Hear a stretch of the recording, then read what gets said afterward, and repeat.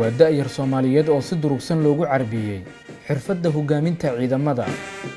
Waxaa ka muuqda aqoon, karti iyo wadaniyad ay ku guda karaan waajibka qaran ee ka saaran ilaalinta dadka, dalka iyo dawladnimada. waxaan diyaar u nahay inaan dhammaan waajibaadada ku filino anshaxa aan ku baranay halkan, taas oo ah wadaniyad, geesinimo, dhiiranaan, sharaf iyo daacadnimo. waxaan dhiigga xididadeena maraya ka dareemaynaa awooddii iyo kalsoonidii burburin lahayd khatar walba ee ku soo wajahmi karta jamhuuriyaddeena. waxaynuna damaanad ka nahay midnimada iyo wadajirka dalkeena. madaxweynaha Jamhuuriyadda Federaalka Soomaaliya ahna taliyaha guud ee ciidamada qalabka sida mudane Xasan Sheekh Maxamuud ayaa tababar u soo xiray 88 sarkaal iyo 91 saraakiil xigeen oo ah dufcaddii afraad ee Leyli Saraakiil iyo dufcaddii sanaad ee Leyli Saraakiil xigeen kana tirsan ciidanka xoogga dalka ee ka qalin jabiyay kulliyadda tababarka ciidamada Turkisom ee magaalada Muqdisho.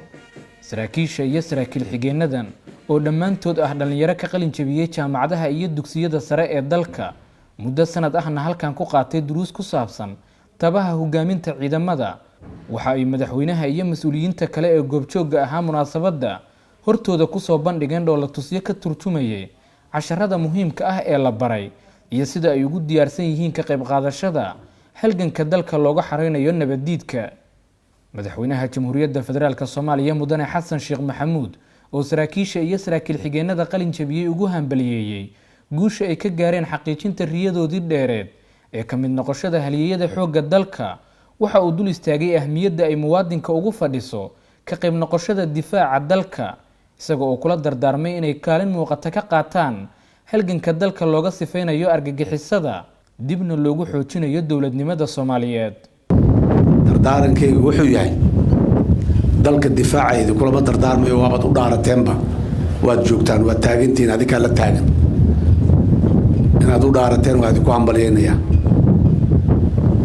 waxaa keliya idinkula dardaarmaya waxay tahay ciidamadu waxay ciidan ku yihiin discibliinkay ciidan ku yihiin.